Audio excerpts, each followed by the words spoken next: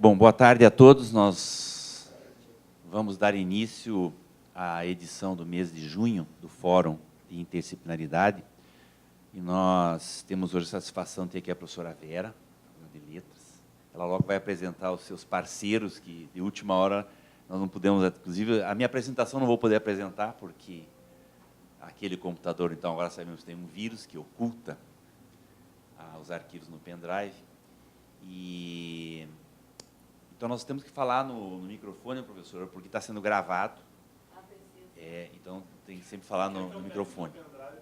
Não precisa, não precisa. O que eu ia mostrar era simplesmente relembrar aqui que esse Fórum da Interdisciplinaridade tem como objetivos principais a conhecer o que é feito da interdisciplinaridade aqui na universidade e fora, em outras instituições, que várias co-irmãs já participaram aqui, e estimular, então, essa nova forma de buscar o conhecimento e de interagir, que é uma verdadeira onda que, né, nós temos que atentar para ela, porque não há mais como trabalhar exclusivamente do modo reducionista. Então, o Fórum está no seu 5º ano, e ao longo desses 5 anos tratou de inúmeros temas e com várias abordagens. Todo esse material que é gravado está à disposição na Biblioteca Central, em meio físico. Ele está também no site, no subitem pesquisa, no site da PUC. Tem lá um subitem pesquisa interdisciplinar, tem lá a agenda com todos os fóruns gravados. O seu também vai estar gravado, ele demora 1 ou 2 meses, de tal forma que o uso desse recurso, e aí está sendo transmitido online, acho que sim, não é? Está transmitido, no momento agora está sendo transmitido online também, algumas pessoas que não puderem vir ou não tinham como vir, podem estar assistindo. Então, isso amplia muito, né, a nossa audiência e amplia muito a utilidade e a utilização das discussões que são levadas a cabo aqui. Então, é sempre importante salientar que esse material fica à disposição de todos, inclusive das pessoas que vocês aqui eventualmente conheçam e que não possam ter vindo, eles poderão acompanhar dessas diversas maneiras, tanto em meio físico, como através do arquivo que está na web. Eu acho que nós estamos, assim, começando agora uma etapa muito importante. Já em 2 fóruns anteriores tivemos professores nossos aqui da PUC que têm sido contemplados com o edital Praias. E a Vera aqui, não sei se todas as vezes com o Gilberto, porque às vezes as equipes variam as duplas, mas, enfim, são pessoas frequentemente estão, né, aí dentro dessa iniciativa, que é uma das iniciativas importantes, porque ter um recurso para poder fazer a pesquisa, especialmente ter a possibilidade de ter bolsistas de áreas diferentes, é fundamental no incentivo dessas atividades. Então, eu digo que nós estamos cada vez mais chegando num momento de interagirmos mais, quer dizer, o pessoal que foi contemplado com Praias e o restante da comunidade acadêmica. É uma coisa que o Gilberto sempre nos acompanha nas avaliações, no seminário, e outros colegas também que têm acompanhado, e tem sempre, quer dizer, a gente sempre acha muito interessante, mas a gente sempre sente falta de poder ouvir um pouco mais, discutir um pouco mais. Então, esse é das ideias, inclusive, que fez com que a gente convidasse vocês para estar aqui hoje. Então, eu agradeço muito já antecipadamente. Passo a palavra à Vera. Certo. Opa. Tá. Nós aqui agradecemos, né? O professor Gilberto, o professor Tiziano e eu aqui. O professor Jorge não está, mas faz parte desse grupo também. Nós agradecemos a confiança, né? E que não sei bem qual é a expectativa, né? Mas vamos ver o que nós preparamos, né? Então, acho que não podemos ficar ali porque a gente não vê, né, a tela, né? Ou vê, não vê. Tá? Então, vamos ficar assim. E nós vamos fazer em forma de painel E, de vez em quando, eu vou passar a palavra para eles para ficar um pouco mais dinâmica, né? Para não ficar só eu falando aqui. E como é realmente um trabalho de equipe, né? Será bom que todos tenham uma bolsista aqui também, tá? Bom, este é o fórum, né? Eu sou a professora Vera. Aquela centro de referência para o desenvolvimento da linguagem é o centro, né, em que o projeto se realiza. Este é o nome do projeto Audiobook em MP3, estudo psicolinguístico de um formato de livro digital móvel para acadêmicos de letras. É o edital Praias, né, como o professor Guilherme mencionou inicialmente. Bom, como é que nós vamos fazer? Eu vou primeiramente, não está aí? Tá. Primeiramente, eu vou tratar um pouquinho das palavras-chave, apresentar um pouquinho a psicolinguística, para quem não conhece, vários aqui conhecem bem, né? Mas falar um pouquinho sobre isso aqui. E depois eu vou colocar para vocês o centro em que o trabalho se realiza, um pouco deste centro, para vocês verem. E depois nós apresentamos o projeto, e em que todos terão a oportunidade de fazer a sua fala. Bom, a palavra ali está estudo psicolinguístico, né? Sinal de que, embora interdisciplinar, digamos, o esteio, a chave, é a psicolinguística, né? Então, queria colocar para vocês que a psicolinguística como área de estudo, ela, digamos, ela vem se constituindo gradativamente. Se nós pensarmos assim, ó, quais são as palavras, os conceitos fundamentais para a psicolinguística, no momento eu diria que são pensamento, pensamento e linguagem, e consciência e linguagem. E selecionei aqui alguns pensadores a respeito deste assunto, para mostrar que isso vem de muito longe, essa ideia. Claro que não se chamava com Platão psicolinguística nem com Descartes, mas as ideias iniciais já estariam ali. Então, por exemplo, em Platão, com o mundo das ideias, né, já estava ali, até aquele embrião de inatismo, já estava ali em Platão.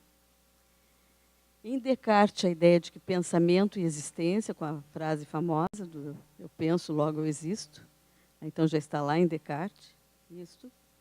E se nós chegamos ao século XX, nós vamos encontrar dois nomes muito importantes, que são Vygotsky e Chomsky, que teoricamente são muito distantes, teoricamente, mas há uma preocupação, tanto de um quanto de outro, com o pensamento. Então, Vygotsky com a ideia de zona real de desenvolvimento, zona proximal de desenvolvimento, como se houvesse aí um espaço para a mente agir. Então, está lá em Vygotsky essa ideia. Só que ele associa isso muito à linguagem, ao pensamento, à interação social. Por uma visão totalmente diferente de Chomsky, que ele vai fazer. O que ele traz de importante? Ele vai trazer essa ideia de que, afinal de contas, tudo está na mente do homem. Ele não fala ainda, na época, lá nos anos 50 e 60, das primeiras obras dele, em cérebro, né, aparece mais a palavra pensamento e a palavra mente que mais aparecem, e que ele tenta superar aquela visão imanente da linguística da época, que é a linguística estruturalista, para a linguística gerativista. Então, ele é muito importante porque ele, do século XX, é um nome assim, muito citado em todas as obras, e, embora, digamos, a psicolinguística hoje, eu, pessoalmente, não me perfilo a esse caminho, mas há muitos psicolinguistas que são gerativistas. Isso nós encontramos bastante. Neste grupo soviético do Vygotsky, tem Luria, que vai tratar da consciência. Talvez seja dos primeiros a tratarem de consciência e linguagem. Claro que numa visão psicológica, mas tratando disso. Então, essas são as buscas iniciais que eu diria que já seriam o embrião da psicolinguística. Claro, quando Chomsky, por exemplo, nós sempre achamos que seria um sintaticista. Mas hoje nós podemos também pensar de um modo diferente com os conhecimentos que temos hoje a esse respeito, né? E gradativamente vai se constituindo este campo de estudo de conexões interdisciplinares. E eu levantei aqui alguns campos que são importantes para nós, da psicolinguística. A psicologia, para os estudos sobre emoção, atenção, processamento, né? A computação, que nós particularmente usamos muito como um caminho de investigação, quer dizer, os softwares que investigam processamento. A comunicação, com essa coisa que forma é conteúdo, né, Tiziano, que foi uma coisa muito importante, porque a psicolinguística trata das modalidades de comunicação também. As neurociências, que tratam das funções cerebrais. A educação com ensino e aprendizagem. E os campos da saúde. Bem, todas essas áreas aqui, de algum modo, a psicolinguística trata, às vezes, mais de uma, mais de outra, mas existe um contato com essas áreas todas, né? E é assim que vem se construindo o conhecimento. Bem, por que, então... Deixa eu ver se dá para ir. Não vai? Vai para lá. Não quer ir. Foi. Bom, eu diria assim, aqui volta, né? Tá. Então, voltando. Então, eu diria assim, ó, até vou pedir de abrir a palavra para o Gilberto, falar um pouquinho sobre interdisciplinaridade, que ele eu sei que gosta muito. E eu diria assim, ó, da parte, enquanto ele pensa, eu diria assim, ó, que da parte da psicolinguística, eu vou me arriscar a dizer uma coisa, assim, que é bem séria. Se nós tivemos digamos, até século XIX, nós tivemos aquela visão muito global do conhecimento. Se nós formos lá para trás, para Platão, Aristóteles, o conhecimento era tratado globalmente. Aí houve um momento, que é o momento do positivismo, que é um mergulho no conhecimento. Se considera que, para aprofundar conhecimento, tem que isolar a borda e tem que se mergulhar. Bom, mas isto, para a contemporaneidade, isso está sendo visto já como um fator limitante da construção do conhecimento. E quanto à psicolinguística, já o nome psicolinguística, ela já é uma área interdisciplinar, ela por si. Então, os conhecimentos que vêm avançando, e eu penso na Tatiana Slama-Casaco, do início do século XX, os primeiros escritos dela, que ela anunciou que seria psicolinguística e o futuro, e que até algumas coisas nós ainda nem chegamos bem lá, ela fez uma boa anunciação do que viria, né? Mas, na realidade, o avanço do conhecimento da psicolinguística não está se fazendo mais, aqui está a Lília, que é da psico também, dentro daquela psicolinguística sacrossanta inicial, né, mas de uma psicolinguística em interação. Seja interação com a neurologia, seja interação com a psicologia, seja interação com as neurociências, seja interação com a computação, seja com a comunicação, é assim que a psicolinguística está avançando. Se houver um decreto, de repente, que é proibido fazer interface, eu acho que o conhecimento irá, no caso da psicolinguística, e não só dela, irá estagnar. Porque todo o avanço está se dando nesses contatos. Então, professor Gilberto, não sei, o senhor gostaria? Boa noite. Assim, só uma contribuição bem pragmática. O Carlos, assim, e eu temos uma experiência já desde o início dos fóruns, né, Carlos? A gente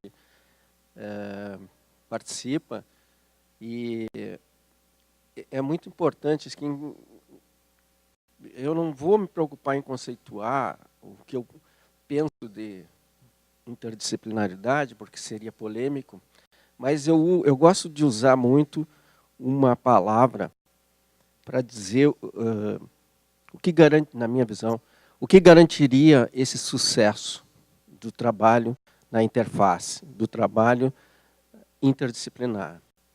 Na minha visão, e eu tenho uma formação dura, eu sou formado em matemática. Então, eu tenho lá nas origens inicialmente a visão cartesiana dos problemas em abordagem analítica, etc., etc.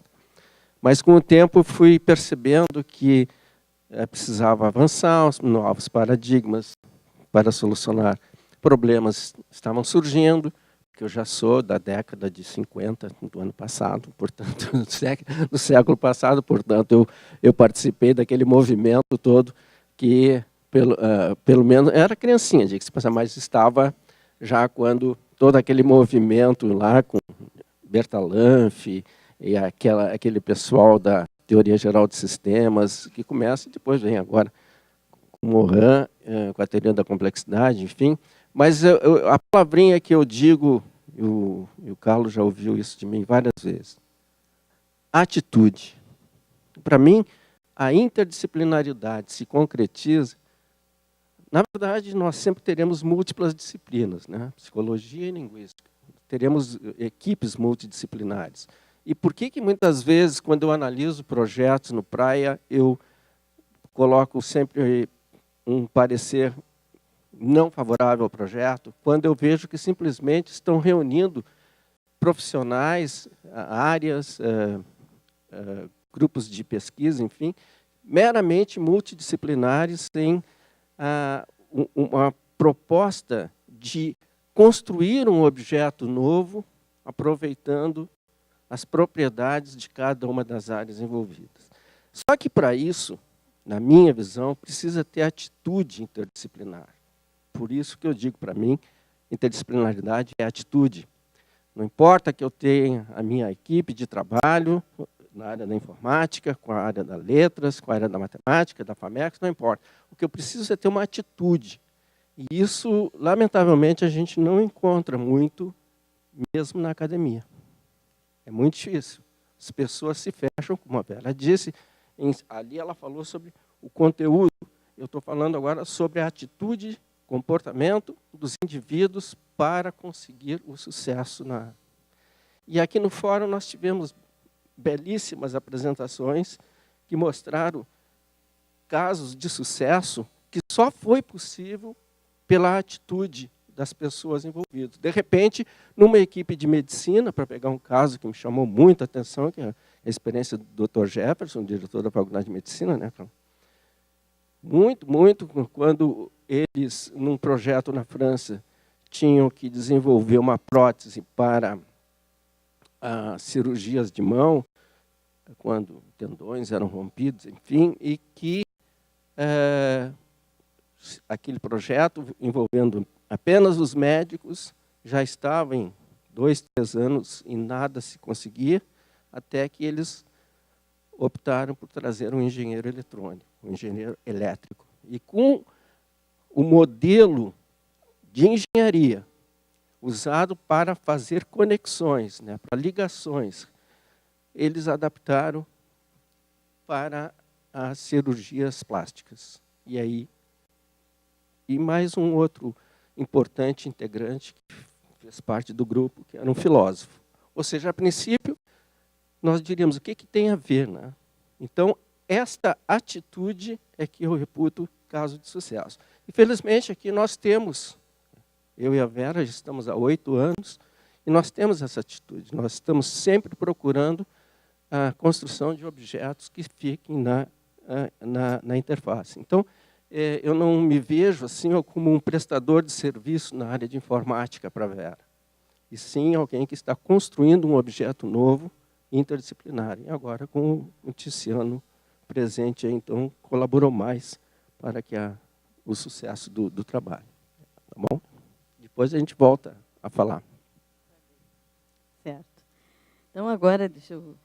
Realmente, assim, ó, acho que o Gilberto, o Jorge Campos e agora o Tiziano, acho que são... A gente tem uma relação, essa atitude que ele está dizendo, né, muito favorável a isso aí. E o Tiziano é uma entrada nova para nós, maravilhosa, por sinal. Tá? Bom, obrigado. Boa noite para todo mundo. A Vera já está um pouco minha fã, eu estou muito fã dela, então, assim, suspeito as palavras dela, né? O senhor Gilberto me acolheu muito bem também, eu me sinto muito honrado de estar participando do projeto. E Tem aqui o professor Roberto Ramos, também foi meu professor, hoje meu colega na FAMEX, que me honra muito com a presença aqui também. E, na verdade, o que acontece? Estava pensando na fala do professor Gilberto, né? Eu sou um cara que... Eu sou filho da PUC desde os anos 90. Na verdade, eu fiz 3 anos de engenharia, até eu decidi que eu não queria engenharia, e eu queria fazer comunicação. Então, se alguém está nessa dúvida, não se assuste que acontece isso mesmo, né? Isso faz parte. E sobre um certo aspecto da minha vida, às vezes eu fiquei pensando um pouco se eu tinha perdido esses 3 anos fazendo engenharia na PUC, se eu não deveria já ter começado a fazer comunicação. E a gente trabalha uma disciplina lá na pós, eu estou fazendo meu doutorado agora, uma disciplina chamada Fronteiras. E a gente discute muito essa questão das fronteiras do conhecimento e as fronteiras de uma área com a outra. E eu concordo, a gente está numa universidade enorme, né, e como todo o projeto grande, as ações elas às vezes são um pouco complexas, né, a gente tem uma certa dificuldade muitas vezes em conseguir botar algumas coisas em prática, mas felizmente, né, acho que a nossa parceria já é uma amostra entre tantas outras de que isso é possível. E aí a gente começa a pensar, por exemplo, eu sou um cara da matemática, né, e isso me agrada muito, porque o nosso projeto é sobre audiolivro em MP3. O MP3 é um algoritmo matemático de compressão de áudio. Então, veja como o professor Gilberto sempre está sendo importante para a gente também na questão de pensar as interfaces também. A questão da linguagem também, obviamente, que tem essa questão toda teórica do campo das letras, mas tem a questão também do campo da comunicação. E acho que, se o professor falou sobre atitude, eu também pensaria uma outra questão sobre inspiração. A inspiração que vem dessa união. Então, se a gente pensar num artista como Leonardo da Vinci, ele pregava já no passado que o que era um grande artista? Era um artista que dominava mais de uma área ao mesmo tempo. E os trabalhos dele são prova disso. Ele mistura matemática com desenho, com pintura, com escultura, com ciência também. Então, é um artista multidisciplinar. Então, nesse sentido, se ele foi um grande cara, que é referência para a gente até hoje, eu acho que essa nossa parceria também tem tudo para ser uma referência para as futuras gerações que tem, claro que não com a grandiosidade do Leonardo da Vinci, mas com a grandiosidade que a gente pode contribuir para o projeto, que é muito importante. O Ticiano e a Giovana chegaram assim, né? Mudaram tudo que nós estamos fazendo, né? Fizeram uma revisão geral de tudo, mas está sendo ótimo, né? Bom, então agora eu quero colocar para vocês um pouquinho do local em que esse trabalho ocorre, né? Embora teria que mostrar também a FAMEX, porque hoje tem uma parte ocorrendo na FAMEX e uma parte ocorrendo no CELIM. E no CELIM, este centro, né, Centro de Referência para o Desenvolvimento da Linguagem, ele é por si um espaço de pesquisa interdisciplinar, né? Fica à vontade, eu sei que tem essa reunião. E vamos ver o que nos guia. A associação Teoria Prática, Ensino, Pesquisa e Extensão, Universidade, Comunidade, Ciência e Tecnologia. Né? Isso assim, são as bases do nosso centro. Tá. E há um núcleo, que este núcleo eu coordeno, assim como o CELIM, eu coordeno esse núcleo, que também, em função de tudo isso, precisou ser redimensionado. Houve uma grande mudança para entrar a arte junto, porque nós estamos vendo que hoje nós temos que juntar também isso, né? Ciência, arte e tecnologia. Não dá mais para fazer ciência isolada de arte, isolada de tecnologia. Então, o Ticiano provocou muitas coisas na entrada dele. A lista dos professores, né, que trabalham neste núcleo, é grande a lista. Agora, é claro, que mora no CELIM, somos 2. Eu e o professor Celso. Mas, então, nós somos pequenos quanto aos moradores fixos. Mas a lista é grande de professores que cooperam, que trabalham junto conosco. Aqui está a lista dos bolsistas de iniciação científica, que também não é pequena, né? E ali dos doutorandos, que no momento são 7 doutorandos, e sendo que 3 são doutorandos fixos, porque são bolsistas integrais, que são a Thaís, o Jonas e o Leandro. Então, este é o nosso núcleo. Tá? E para cá. Tá. Aqui são algumas imagens de coisas que ocorrem, né? São múltiplos projetos ali dentro. Abriga também o projeto, aquele de contação de histórias do hospital, também abriga este projeto, né? Música, muito trabalho com professor, com crianças. E sempre que vocês veem ali um jovem que está aqui, ó, esses aqui, ó, são que estão nos computadores quando nós não tínhamos ainda equipamento. Porque, na verdade, tudo isso começou, esse interesse pelos e-books, pela computação, na minha vida de professora da PUC, começou em 87, que nós não tínhamos lugar, então nós fazíamos na Vila Nossa Senhora de Fátima, e havia um professor, Oscar, ou algo assim da informática, que eu sei que já faleceu até, este professor, e que nos abria os computadores que ele tinha lá na Vila Nossa Senhora de Fátima. Acho que era Oscar o nome dele. 87, coisa assim. E a professora Helena Sporleder, que coordenava este centro, o CIA, Centro de Informática da Educação, e nos recebia. Aí eu conseguia trazer as crianças para cá. Então, ela foi uma pessoa extraordinária. Aquele menino que está ali sentadinho se tornou mais adiante nosso bolsista, um bolsista IC Júnior. Essas meninas que estão mais altas são os bolsistas, né? Que sempre nós trabalhamos assim, que o bolsista trabalha em toda a extensão do projeto, ele tem autonomia, ele tem autoria, né? Ele tem voz. Então, esse é o nosso jeito de trabalhar lá. Alguns já estão formados, alguns já saíram da graduação, já foram mestrados, estão doutorado, como tem 2 ali, que já estão doutorado e começaram ali com 17 aninhos, né? E já estão bem crescidinhos agora. Aqui a turminha de crianças, que tiraram aquela foto que, ali da entrada, né? Que eram daqui de uma escola aqui da Vila Nossa Senhora de Fátima. Então, essa minha busca da informática, ela vem aqui a porta do Selim, aqui uma turma. Já não é mais essa, isso aqui já é o pessoal que já foi, porque isso está sempre mudando. A gente, como professor, os bolsistas, assim, a gente recebe inicialmente assim, com muita alegria, e lá pelas tantas eles saem, eles vão. E a gente tem que ajudar a sair, inclusive, né? Se formam, né, Alice? A gente tem que ajudar a sair. Não quer, a gente luta, mas tem uma hora que tem que ir, né? E a gente ajuda, ir para o mestrado, doutorado, essas coisas todas. Então, é nesse clima, assim. Aqui são meninos de diferentes formações que estão aqui. Nós trabalhamos também com alunos de diferentes formações. Bom, agora acho que nós podemos entrar para dentro do projeto, né? As palavras-chave, né? Psicolinguística, audiobook, formato móvel, acadêmico de letras. A psicolinguística, como eu coloquei para vocês, ela é a área base, né? Porque nós vamos analisar compreensão, processamento cognitivo.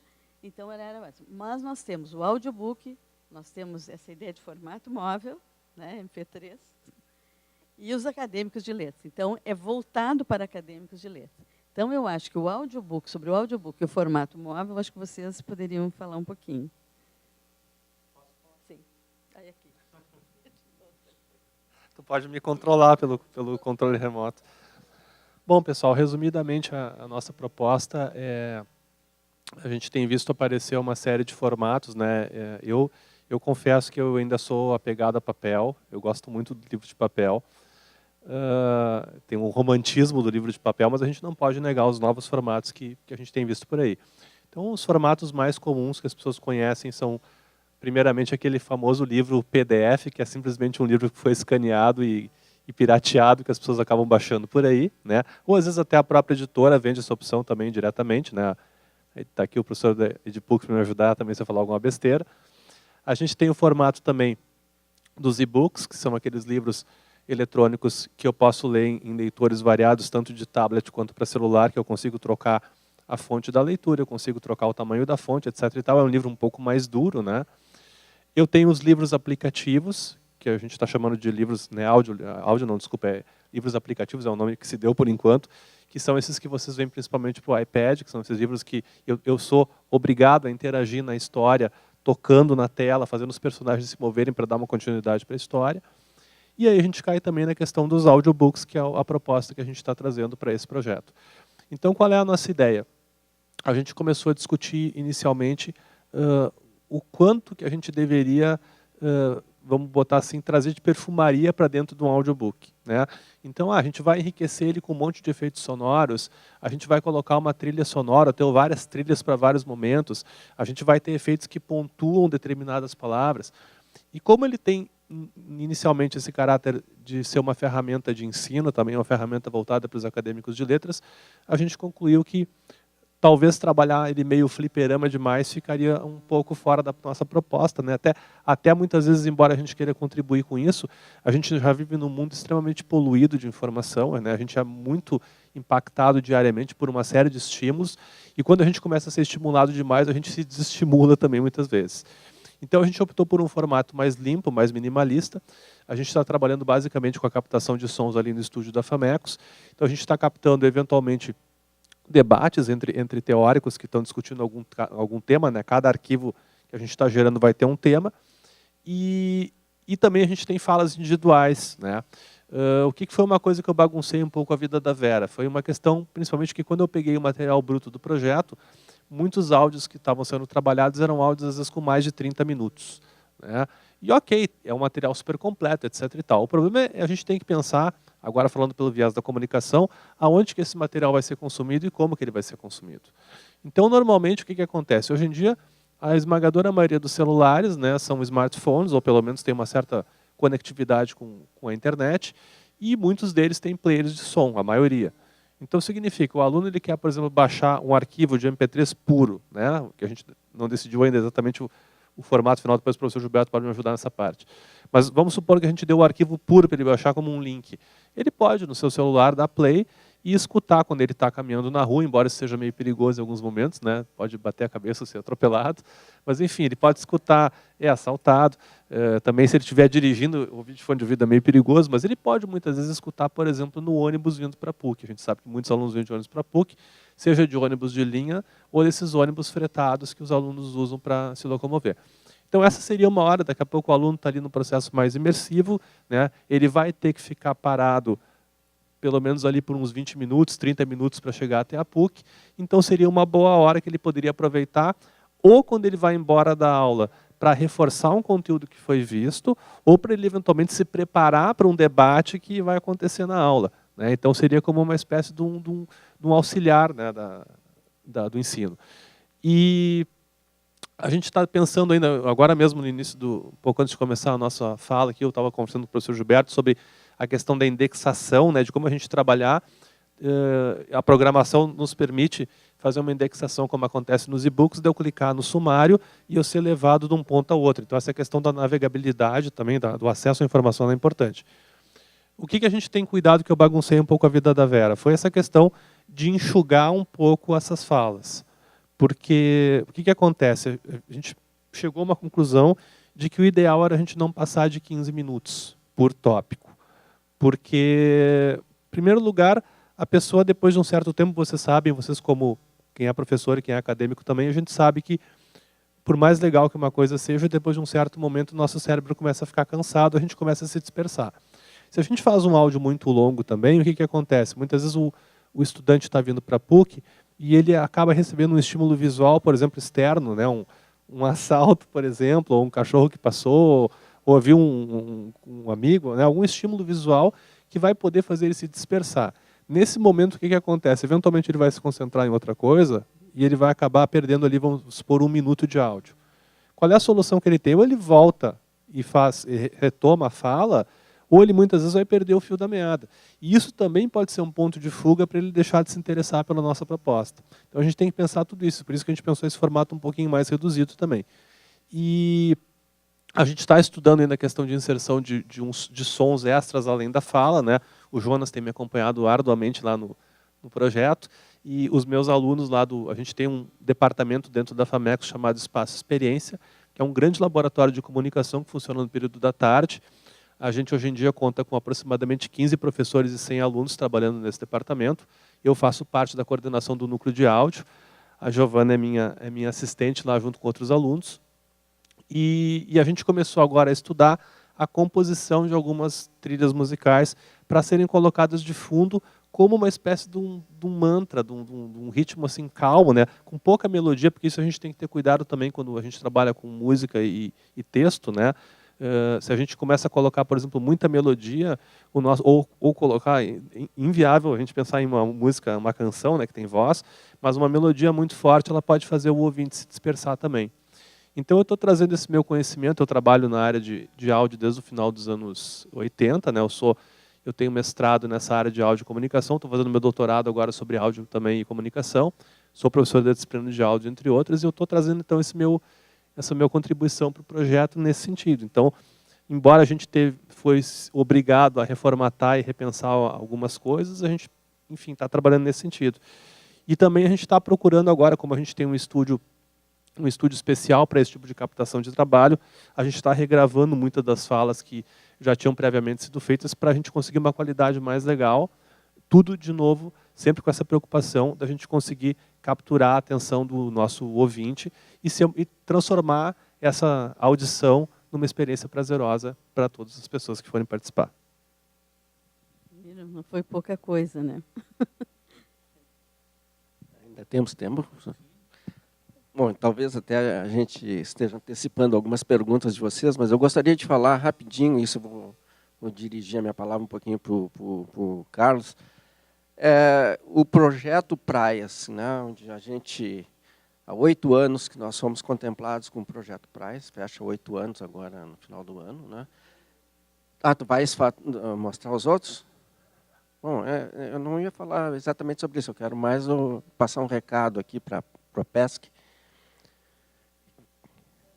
Ok, então nós estamos aí desde 2007, quando apresentamos, aqui nós já investigamos a questão dos formatos PDF e HTML.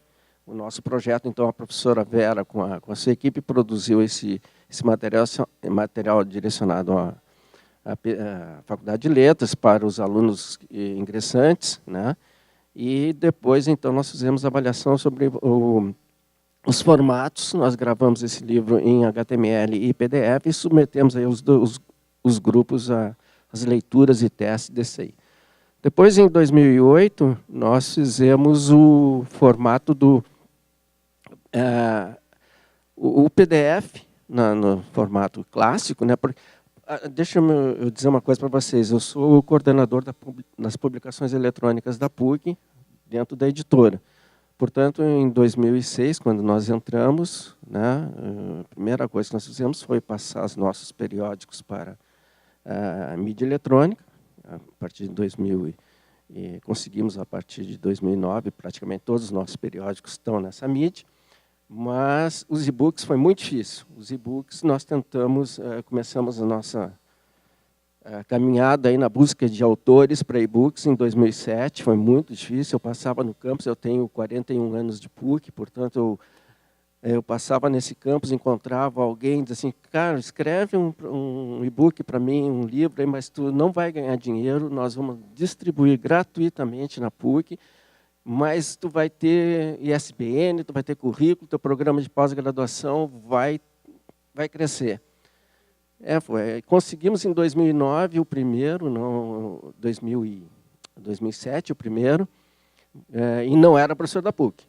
Não era professor da PUC, era uma professora que tinha uma série na Vozes e que a Voz não queria mais publicar, e ela nos procurou, Planeta Água Morrendo de Sede. Foi o primeiro livro nosso em PDF.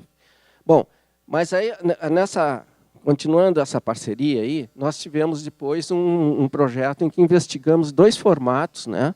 Que eu gosto muito de trabalhar com mapas conceituais, e nós escrevemos o mesmo livro em 2 formatos. Está disponível também na página da editora, é grátis, né? A leitura e cognição em PDF e em mapas conceituais. Todo ele é mapeado, Não tem, os textos aparecem apenas como pop-ups quando uma caixinha do mapa é clicada e a explicação daquele conteúdo. No mais, todo ele é uma estrutura em que a pessoa vai navegando como mapa. Fizemos também sempre essas avaliações, compreensão, satisfação. Um é linear e o outro é totalmente em rede, né? Isso foi em 2009. Abre o livro e a gente vê esquemas, né? O texto é um esquema. E aí vai abrindo e o texto está ali dentro. Na verdade, o sumário já é o esquema. Começa com o sumário, o esquema, e dali abre e tudo é esquema. Não tem conteúdo a não ser dentro das caixas, como eu disse, quando se clica em cima de um conceito. Bom, sempre investigando a satisfação, a compreensão, a adesão a esse formato. E depois, então, nós já temos um audiobook. Na verdade, na editora nós temos, da FAMECOS, temos 2, do professor Klockner, né? Muito interessante, uma experiência fantástica, feita com os alunos da disciplina de rádio. Os próprios alunos escreveram crônicas, os próprios alunos gravaram no laboratório da FAMECOS, e nós temos esse livro lá. Nós aqui fizemos um audiobook, temos ali o nosso William Bonner ali sentado, ali, que é o Jonas, né? Que é estratégia de compreensão esse mesmo formato em e-book e audiobook. Só que é um audiobook para web. Então, nesse caso, a pessoa tem que estar conectada e faz a interação. Esse já é um áudio interativo, uma vez que existem, depois das falas, as questões, e as respostas são através da tela. Então, já é um áudio interativo. Também avaliamos, submetemos 2 formatos aos grupos para fazer a investigação. E chegamos, então, a esse projeto aqui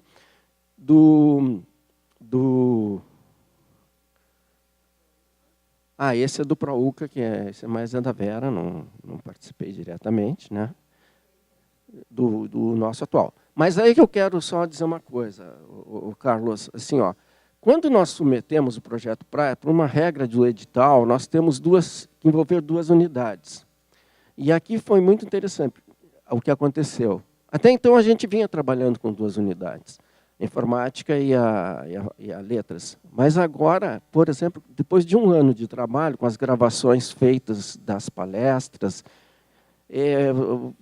depois, quando for para o ar esse trabalho, aí, vocês vão ver que não são palestras, tem diferentes formatos de gravação, criamos ambientes, simulando sala de aula, simulando debate.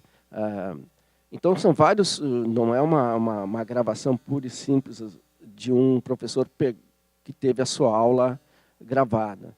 Não, ele tem vários formatos de como isso é apresentado. Depois a Vera pode falar para vocês. Mas o que eu quero dizer é o seguinte, ó, depois de 1 ano, feitas as gravações, aí chega aquele guri ali, ó. Mas porque nós tivemos atitude aqui, o que eu vejo isso, nós tivemos atitude. A Vera teve um contato numa visita, veio deslumbrada com o Tiziano. E um professor que é da FAMECOS e que trabalha lá, como é o nome do professor? O Fernando. E eu estava precisando de bolsista, né? E ele disse, vai lá e conversa vai lá na FAMECOS. Tá, então me dá um ramal com a Denise, foi pela Denise. E assim que fui chegando, que é a coordenadora do Espaço Experiência. E aí, em função da Giovana, nós fomos chegando, né? E aí tudo que nós tínhamos pensado não era bem assim. Então é isso aí, viu, Carlos?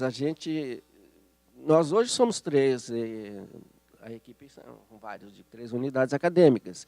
E hoje está cada vez mais essa necessidade do Praia se abrir. O Praia tem que se espraiar mesmo, tem que botar mais unidades aí, porque a gente, quando faz, no sentido de ser econômico, tentar ganhar o edital, a concorrência, a gente mete todo dentro das regras. Mas, em outras palavras, se não fosse eles, nós teríamos um trabalho totalmente amador, porque nós gravamos as falas, a mesma pessoa lá de Florianópolis veio aqui, gravou, etc. Só que ela foi convidada a gravar de novo, porque eles disseram, peraí, isso aqui é amadorismo demais, era cheio de ruídos, o ambiente, etc, etc.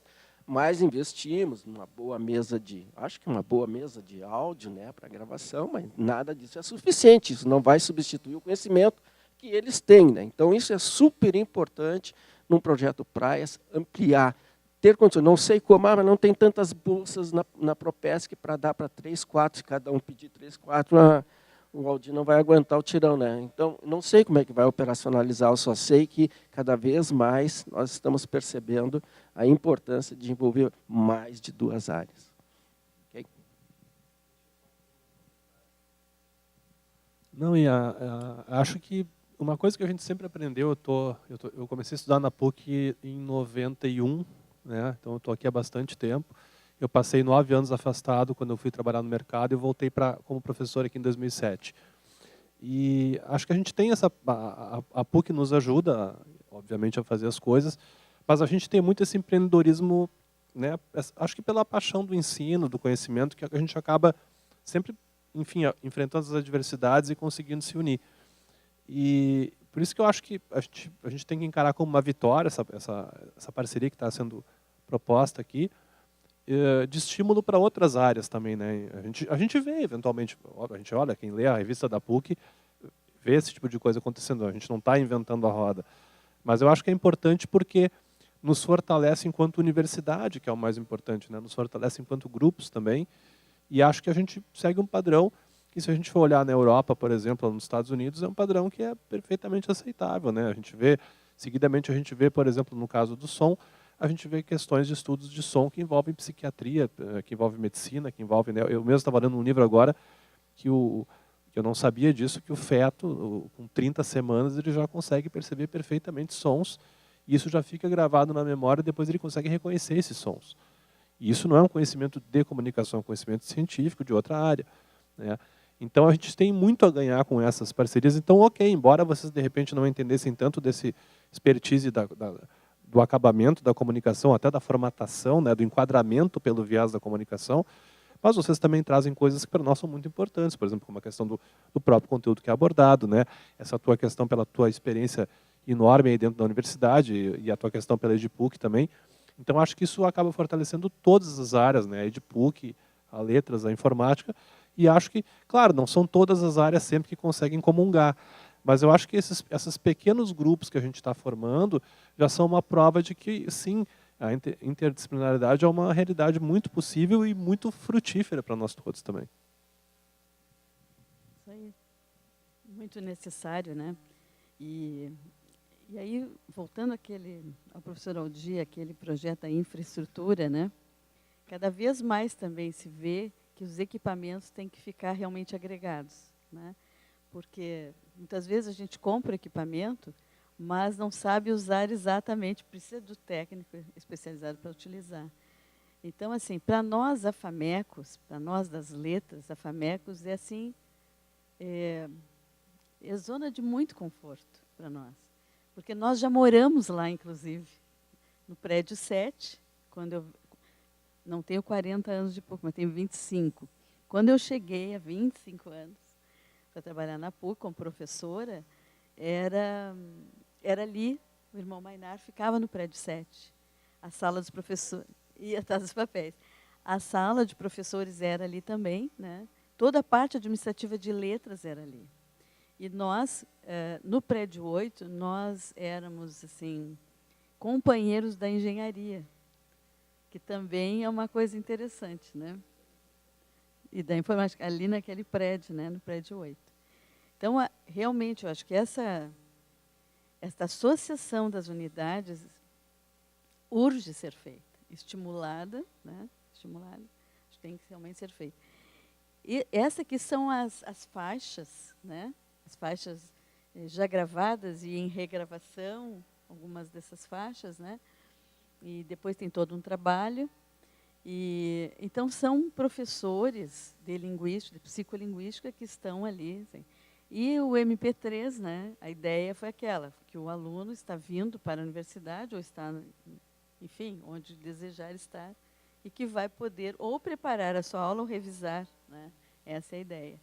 E que no próximo semestre eu terei essa disciplina, até em parte por isso, que é uma disciplina de psicolinguística do curso de letras, para poder trabalhar com os alunos, porque ela é uma disciplina semipresencial. Então, este audiobook virá muito bem para essa disciplina, porque ela é semipresencial. Tá? Bom, e aí nós procuramos fazer, assim, também foi uma coisa meio intuitiva, que eu acho que essa parte até deu certo, que era fazer informática, porque eu ouço muito rádio. Sempre que eu estou em casa, eu estou trabalhando, o rádio está ligado. E eu ouço rádio, que tem a Guaíba, que tem notícia, que tem futebol, então eu ouço tudo aquilo. E tem uma variedade de formatos. Tem as mesas redondas, tem os depoimentos, fulano, fala daí e tal. Então, a gente procurou ver, né, Tiziano, ver se a gente conseguia tornar de um modo, formatos interessantes. E não só a pessoa blá, blá, blá ali falando, né? Então, essa é uma tentativa nossa, né? Acho que vai dar certo. Com certeza vai dar certo. Ah, bem. Bom, então, é neste momento que nós estamos do projeto, né, houve uma avaliação da gravação inicial, porque eu saí atrás, né, bom, da FAMECOS, porque na avaliação algumas coisas apareceram. Quando os juízes avaliaram, né, Jonas? Já alguns problemas apareceram ali, assim, e apontados de uma forma assim, muito singela, mas dava para ver que alguma coisa precisava melhorar. Então, a Giovana, que está aqui, foi uma coisa também interessante, que o próprio Tiziano, lá, teu pessoal, né, selecionou os bolsistas que nós precisávamos. E também isso é importante. Às vezes, a gente vai buscar um bolsista e não acha exatamente aquele que seria necessário, né? E como está na área, né? Então, fica mais fácil, né? Bom, aqui é a ficha de avaliação, que foi feita, né, que eles responderam. E esses instrumentos aqui todos serão aplicados agora na segunda etapa, né? Nós não vamos fazer com todas as faixas, nós vamos fazer com 2 faixas, porque não haverá possibilidade de nós fazermos com todas. Mas haverá um teste de compreensão, quer dizer, ele vai estar ouvindo, mas terá um teste de compreensão, né, Jonas? Um teste de aprendizagem de conteúdos psicolinguísticos, para ver se eles aprenderam naquilo ali, né? Um teste de atenção sustentada, que nós ainda precisaremos de um psicólogo para nos auxiliar, porque a gente não pode sair aplicando assim testes psicológicos, né? Para verificar a atenção, né? Porque uma coisa que eu não disse, assim, ó, mas na pesquisa anterior que comparou e-book e a-book, deu um resultado interessante, que quando foi com as crianças, né, Jonas, com as crianças, que na realidade os do audiobook tiveram um desempenho mais positivo do que o do e-book. Que foi uma coisa que nós ficamos pensando muito, por que tinha havido isso? Porque a gente esperava que fosse o inverso, pela familiaridade com o material escrito, né? Ocorre que no audiobook, voltar é bem mais difícil do que quando a gente tem o papel impresso. Então, o que faz, provavelmente, a pessoa ali, né, o sujeito faz? Ele fica muito atento, porque ele sabe que, se ele perder, ele perdeu a informação.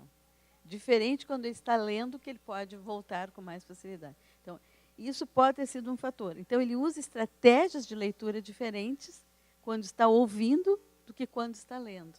Isso é um fato já bem identificado. Então, a gente viu que ele é favorável para a aprendizagem. Ouvir é um caminho interessante para aprender. Coisa que sempre se pensou que era só a imagem visual, né? Bom, e haverá um software de captura do processamento, que a gente quer ver quais as estratégias que eles utilizam, mas na pesquisa anterior foi, no caso, era assim, o que se chama de compreensão detalhada, que era aquela coisa assim, bem linear do processamento mesmo, né? Naqueles 2 livros que o Gilberto falou, que eram dos mapas conceituais e o linear, ali são os 2 grandes processamentos que estavam em jogo. No mapa conceitual é aquele processamento descendente, que está lá a informação e tem que buscar o detalhamento dela. No linear é o inverso, já está tudo detalhado e o leitor tem que ir formando os grandes conceitos gradativamente. Então, são 2 processos diferentes. Mas a pesquisa que ela mostrou que eles se deram bem nas 2 situações, quer dizer, não foi assim considerado como, mas que absurdo, que coisa difícil. Então, muitas vezes nós, professores, achamos que não é viável, mas até pode ser que seja, né? E o teste de satisfação dos internautas, que isso é uma coisa também a realizar para ver o que ocorre. Tá? E aí esses dados vão ser todos tabulados, tratados. Este do software de captura é bem complexa a análise, né? Bem demoradinho, então os bolsistas têm que se preparar para isso. Né? E, então, as questões de pesquisa que vão nortear tudo isso, né? E o que nós esperamos de resultados? Nós esperamos o quê? Os dados esses sobre compreensão, processamento e aprendizagem, no caso do MP3, do audiobook MP3, o próprio audiobook gerado, implantado no site da Edipuc, né? Isso também eu queria dizer uma coisa para vocês, assim, ó. Nesses meus 25 anos de PUC, não são os 40, já é bastante os 25 anos, né? Em que eu encontrei o Gilberto, encontrei o Jorge Campos, e agora o Ticiano.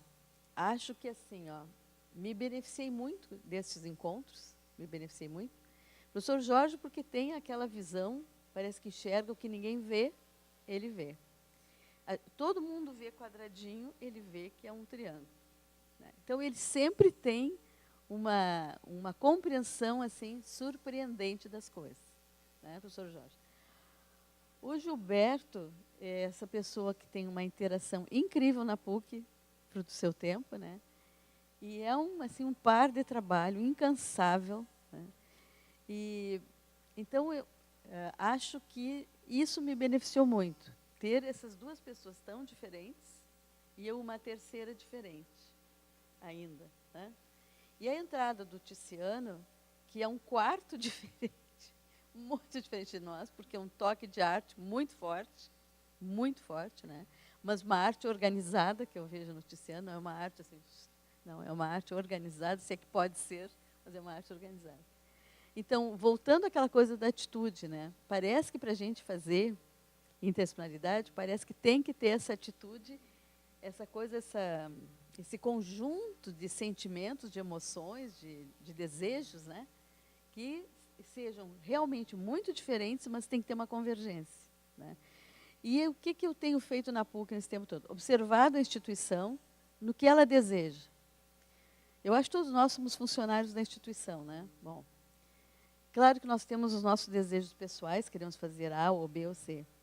Mas também, que bom se pudermos, mas antes disso, talvez até discordem de mim, mas, provavelmente sim, acho que a gente tem que ver o que a instituição precisa. Né? E quando nós começamos isso aí dos e-books, eu ouvi muito do Gilberto, muito, a preocupação com os livros eletrônicos e com os materiais didáticos. É uma coisa que há anos ele vem sempre falando isso. Então, o que eu procurei fazer? Se tem alguém a serviço, sou eu, a serviço da instituição, para que ela tenha algumas soluções para o que ela deseja. Né?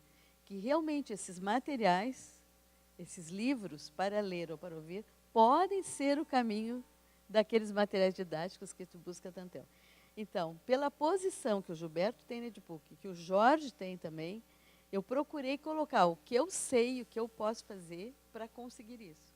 É claro que isso também me agrega e me dá muita satisfação. Que bom quando isso acontece, né? Quando a gente consegue fazer uma coisa que é boa para a instituição e que a gente também, que é boa para a gente pessoalmente, que a gente gosta de fazer, e quando a equipe se integra, se dá bem. Aí é tudo de maravilhoso, né? Então, nós esperamos isso, os instrumentos que poderiam servir para outras pesquisas, né? Também esperamos os benefícios para os alunos, que eles aprendam, que eles compreendam, que aprendam com o audiobook. Nós esperamos isso, não sei, para abrir. Passou? Então, assim, pelo menos uma palavra da Giovana e do Jonas, que estão trabalhando.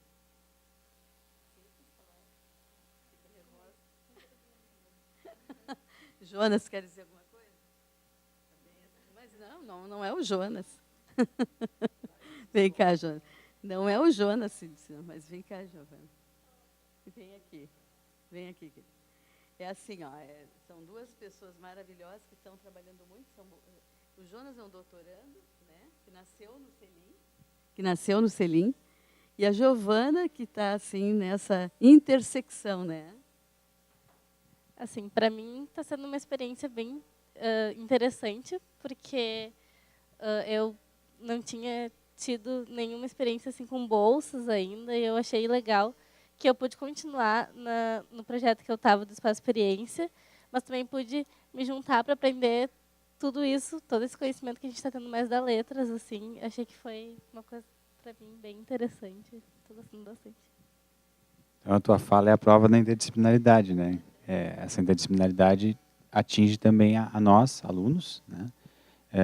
Além do conhecimento que é produzido pelo projeto, pela pesquisa, que vocês já viram aqui, pela estrutura de pesquisa, pelo audiobook em si, mas atinge a nós no fazer interdisciplinar, formando aquilo que já foi falado também, formando esse desejo de continuidade da interdisciplinaridade, né? Eu não quero tomar aqui o tempo que há, mas sou grato por participar, né, desse projeto. Já tenho na veia a ideia da intersecção, da interface, de unir áreas, unir conhecimentos para produzir novos conhecimentos e novos elementos, novas formas de pesquisa. É isso. Então, agradecemos. Então está aberto para outras colocações ou perguntas. E, na verdade, eu tinha uma pergunta para ti. Como é teu nome mesmo? Giovana. Como é que a tua experiência ela interfere, de que maneira ela interfere na tua vida acadêmica em geral? Quer dizer, quando você sai do ambiente do grupo de trabalho, você vai com os teus colegas, e tem algum reflexo nisso? O pessoal pergunta, o pessoal tem curiosidade, como é que é? Eu acho que tem bastante, assim, principalmente porque, por exemplo, lá no Espaço Experiência, eu estou tendo contato direto com a área que eu quero seguir, assim, na comunicação, que é de produção de áudio e tudo mais. Então, eu vejo que até quando eu vou ver alguma matéria da aula mesmo, eu penso, mas isso eu aprendi lá no espaço, isso eu estou tendo contato.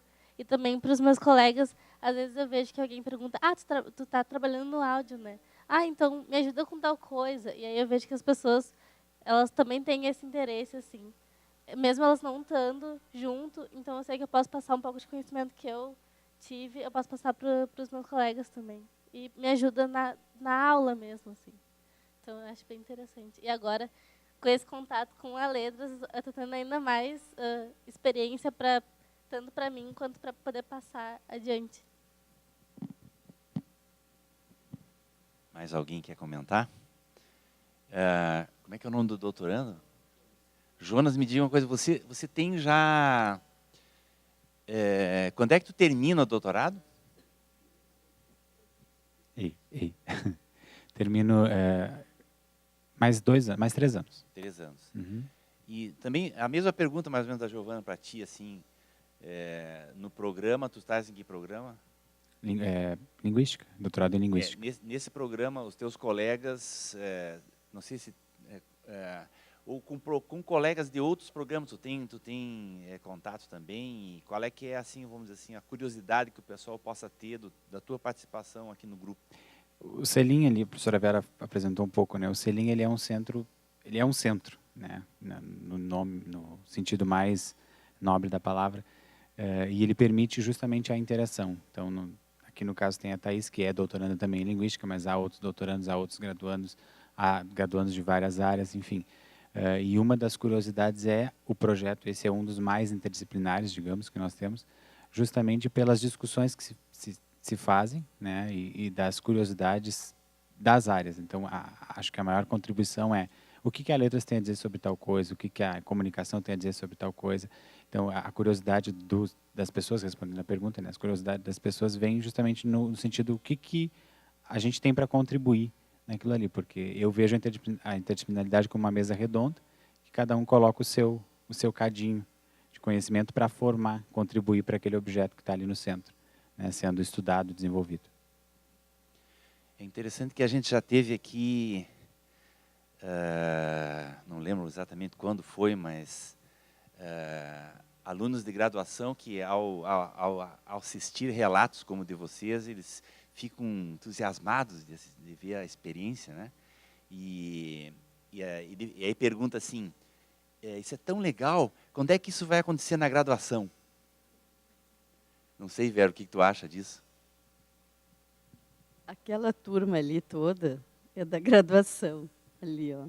A Gabriela, a Lana, a Rafaela, a Alice, né? Já está quase nos dando até logo, né?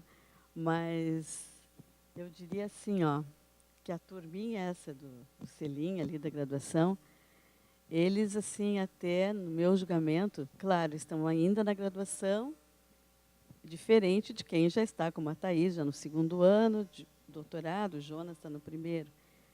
Mas eles são tão exigidos, em termos assim de... Eles têm que ter autonomia, que aquela turminha ali que estamos vendo. Eles têm que ter, o caso da Giovana, que eu já vi lá também com ela. Eles têm que ter tanta autonomia, eles têm que saber tanto do que eles estão fazendo, que eles não se diferenciam tanto dos alunos do pós-graduação. Claro que eles estão num outro estágio, né?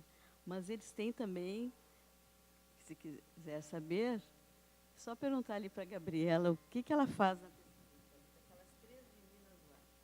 Então, a pergunta da professora.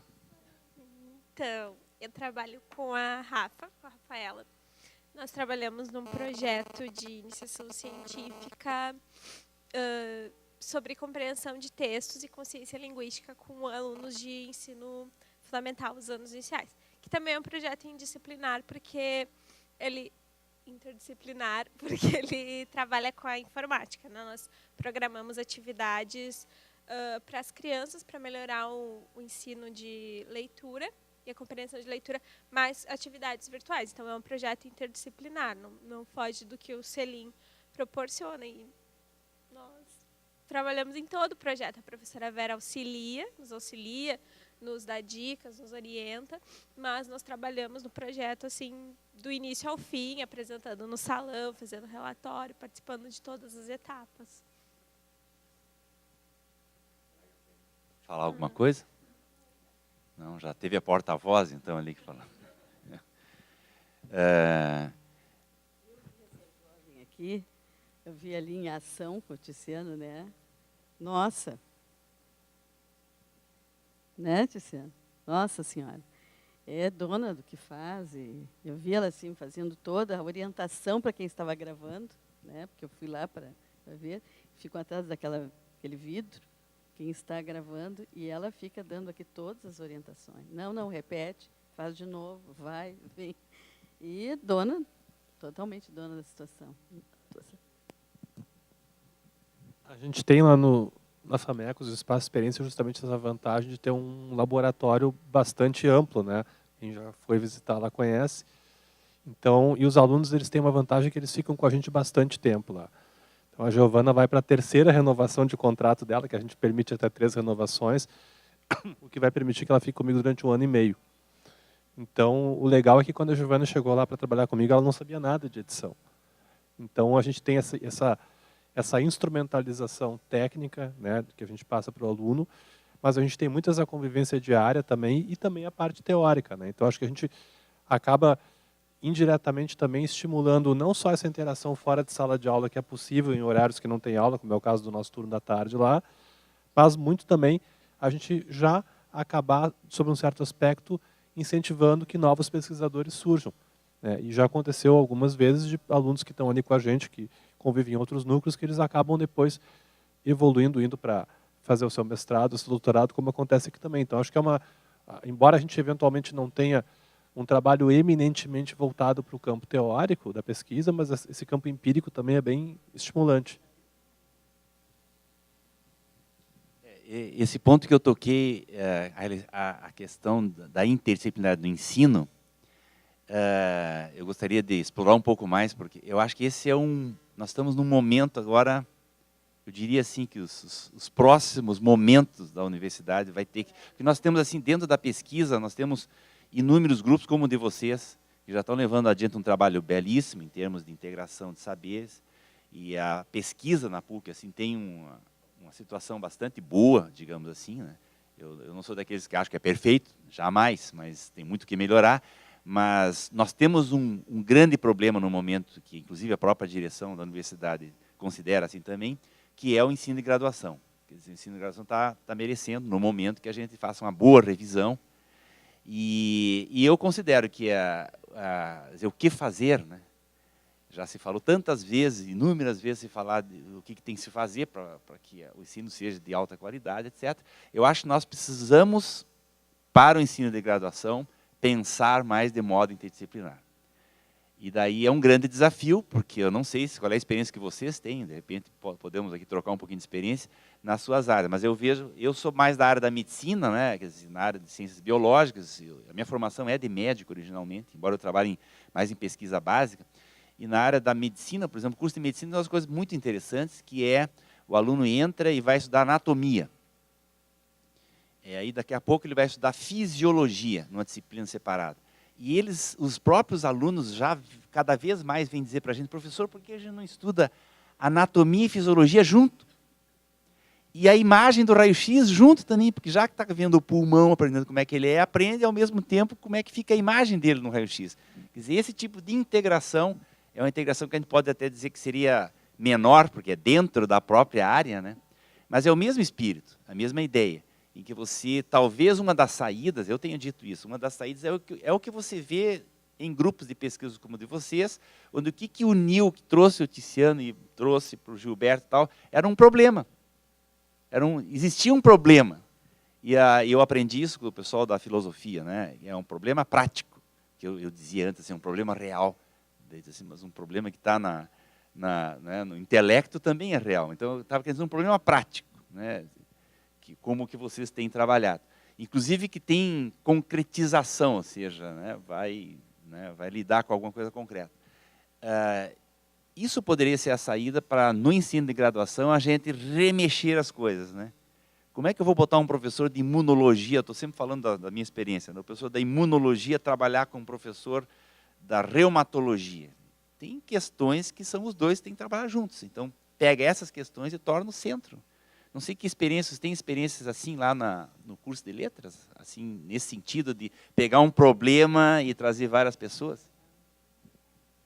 Olha, isso é complexo mesmo. Acho que não é uma coisa simples, porque o professor tem a sua formação. Eu acho que isso dificulta um pouco. Então, ele sabe ensinar X, né? X mais Y talvez não tanto, né? Então, por isso que eu acho que é tão difícil fazer isso no ensino. Na pesquisa, nós, assim, eu sempre digo para eles aqui, para os bolsistas, eles fazem um outro curso de letras paralelo ao que eles estão fazendo, que é aprendendo uma série de coisas que não estão necessariamente no curso, que são em função do problema de pesquisa. Então, eles têm um segundo curso, o bolsista dedicado, que se joga no seu fazer, como aqueles ali, esta menina, eles estão desenvolvendo muitos conhecimentos que o curso talvez não fizesse isso, porque estaria mais focalizado em pontos específicos. Acho que há tentativas de fazer isso. Lá nas letras há uma tentativa de algo similar, assim, que é isso que o senhor está dizendo, que é juntar, por exemplo, sintaxe interna com sintaxe externa. Quer dizer, quando ensina objeto direto, já ensinar a oração objetiva direta. Vou dar um exemplo. Se está ensinando o aditivo, já como uma categoria morfológica, já ensinar a função sintática dele. Mas não é uma coisa simples de fazer. O currículo foi estruturado de uma forma mais integrada, que nós temos lá. Mas não é tão fácil de fazer. Por quê? A interdisciplinaridade, me parece que exige, quem conhece o tema não sou eu, mas eu acho que ela exige, primeiramente, a disciplinaridade. Se nós formos conhecer diretamente as coisas agregadas, bom, aí é um outro tipo de ensino e a avaliação terá que ser dessa mesma visão agregada. Agora, Ensinar agregado. Vamos pegar assim, movimentos literários, por exemplo. Tratar o tema do amor em diferentes épocas. É bem bacana. Pega lá no romantismo, no realismo, no modernismo. Não sou da literatura, estou arriscando. Agora, isso exigiria que a avaliação também fosse desse modo, de uma forma agregada. Agora, ter expectativa de que o aluno vá ter os conhecimentos específicos sozinho, isso é que eu acho que é muito difícil. Muito. E isso, eu acho que essa solução a gente ainda não achou bem. Como é que vai tratar disso globalmente, assim, em interação, sem ter, às vezes, aqueles... Por isso que eu acho que o ensino lá da medicina, considerando que serão médicos, vão cuidar da vida das pessoas, deve ter uma preocupação imensa com esse conhecimento específico. Deve ter. E por isso que é tão difícil deixar de fazer isso. Porque, assim, lá sei eu, né? Mas o pulmão, digamos, a anatomia dele, se não conhecer bem essa anatomia, também essa fisiologia vai ficar, né, vulnerável. Então, talvez por essa razão que haja essa preocupação assim, né, de o receio de agregar antes da hora, digamos assim. Então, começar agregado é um grande desafio. Bom, no ensino escolar, o que eu vejo? Na escola, nos primeiros anos, tudo é junto, tudo é trabalhado junto. E depois começa a especificar lá adiante. Né? Só que aí nós estamos com crianças, que isso é assim, muito adequado para criança. E a gente não vai cobrar dela um conhecimento específico, nem tem essa expectativa. Né? O que a gente quer no ensino fundamental? Que saiba ler e escrever. Onde é que me parece que fica mais difícil? No curso de formação profissional. Quando é formação básica, acho que é mais fácil fazer isso. Mas quando chega na formação profissional, né, estou lembrando de uma médica que eu fui consultar porque eu tinha um barulho no meu pulmão que parecia uma coruja que eu tinha dentro. Fazia E eu disse, mas o que é isso? Eu tenho uma coruja aqui dentro. Internalizado. Internalizado. Foi muito engraçado. E aí ela achou que eu tinha... Eu podia ter o coração muito grande, não sei o quê. E eu disse, mas eu tenho um cardiologista, não sei o quê, não sei o quê. Bom, virou, mexeu para cá, faz exame, não sei o quê, não sei o quê.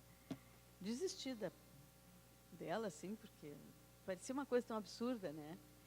E no final era uma coisa desta parte aqui superior, né, que para o senhor deve ser natural entender isso, mas era alguma coisa que vinha daqui que descia. Pronto.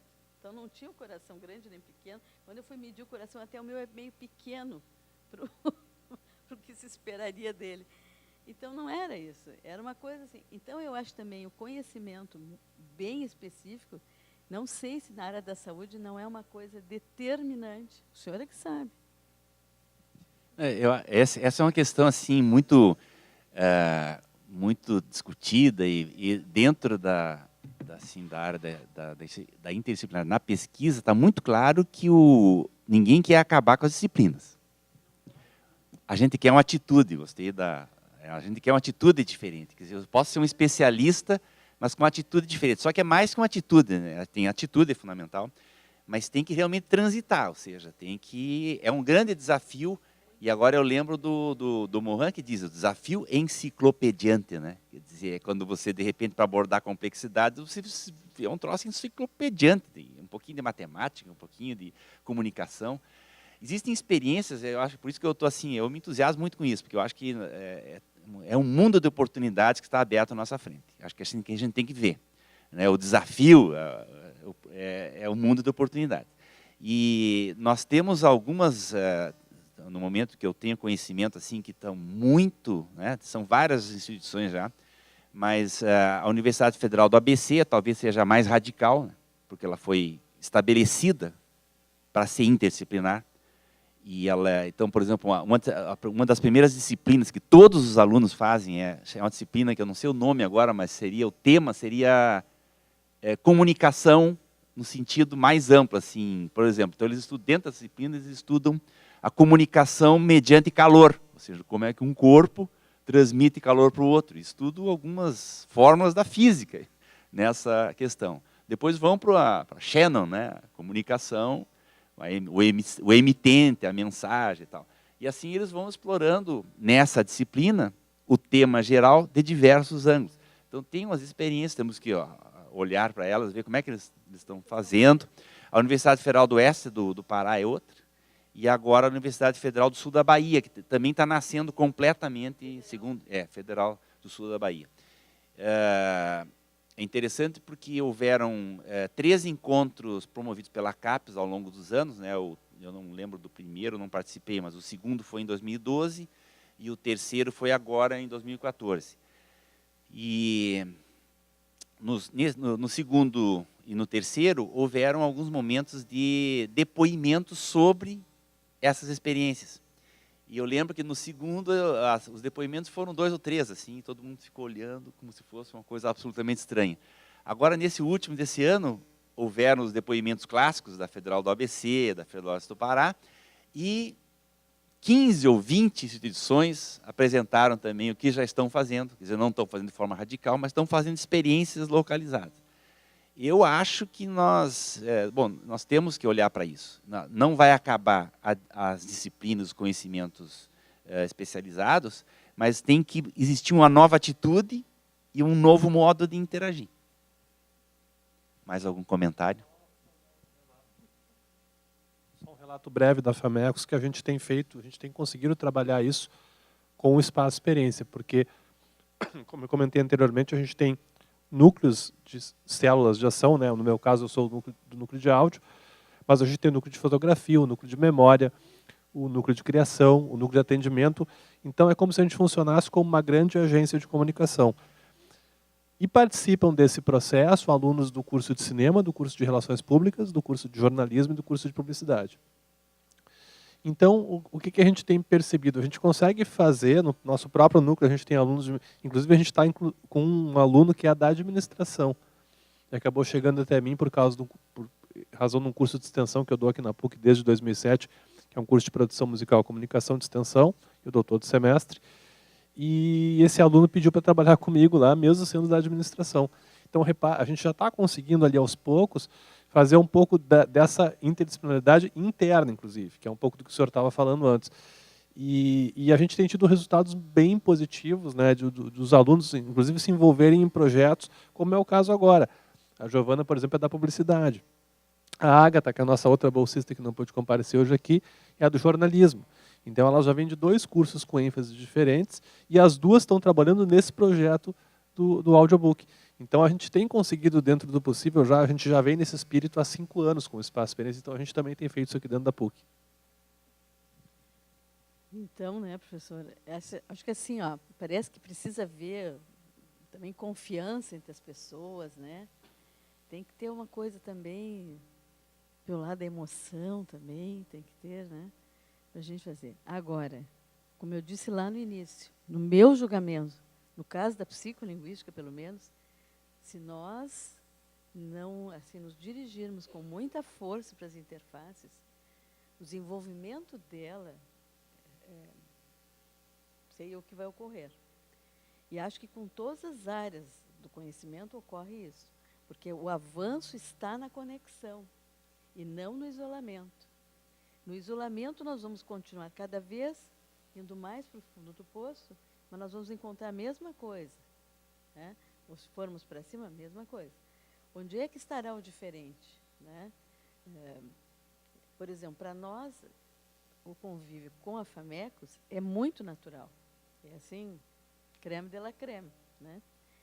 Agora, há outros, por exemplo, da informática, no meu julgamento também é uma coisa ótima, porque é linguagem em linguagem. Então, linguagem, né? Com a medicina, nós temos aquele projeto maravilhoso lá do hospital, que é da contação de histórias, né? Que era o projeto aquele da professora Solange, que agora ficou conosco ali no CELIM. E ali a gente tem reuniões mensais com a psicóloga, com a chefe da enfermagem. Então, eu vejo que isso também é possível, né? E o doutor Ivan, que é maravilhoso lá e tal. Quando bate nas exatas, eu acho que o desafio é ainda maior. Quando é assim, humana e exata, mas aí que pode estar também a grande saída, né? Porque achar ponto de contato entre arte e matemática, alguém vai dizer que é fácil, né? Né? Digamos assim, exige um esforço maior, né? E acho que essas coisas são muito produtivas. Então, assim, eu estou muito curiosa com a nossa possível aproximação com a arquitetura, não sei se haverá ou não, mas estou muito curiosa, porque acho que é um desafio interessante, né? Bem interessante. Claro que se eu pudesse eu escolheria também a medicina, tudo ao meu gosto, né? Assim, a psicologia, a medicina, a comunicação, a informática, mas aí eu quero fazer uma universidade para mim, né? Aí não dá também. Mas eu acho que essas áreas que parecem tão antagônicas, ali é que a gente tinha que botar o olhar e tentar ver alguma coisa. Mas a gente agradece a oportunidade, né, a sua confiança em nos convidar. Tá? Bom, então, já estamos caminhando para o encerramento, porque nós aqui temos que sempre encerrar na hora certa. E agradecer muito a presença de vocês hoje aqui, foi é mais um dos fóruns assim que vai ficar, ele está gravado, vai estar gravado. Nós temos uma disciplina na pós-graduação que é transversal, que o Gilberto até tem participado, até esse semestre não participou. E que é para os alunos de pós-graduação de todos os programas, e chama-se Estudos sobre Complexidade e Interdisciplinaridade, e é uma experiência extraordinariamente importante. É uma disciplina transversal. Porque o meu programa é o BCM, um dos programas que eu atuo, está ligado ao BCM, mas ela já é uma disciplina transversal. Então, qualquer aluno pode fazer.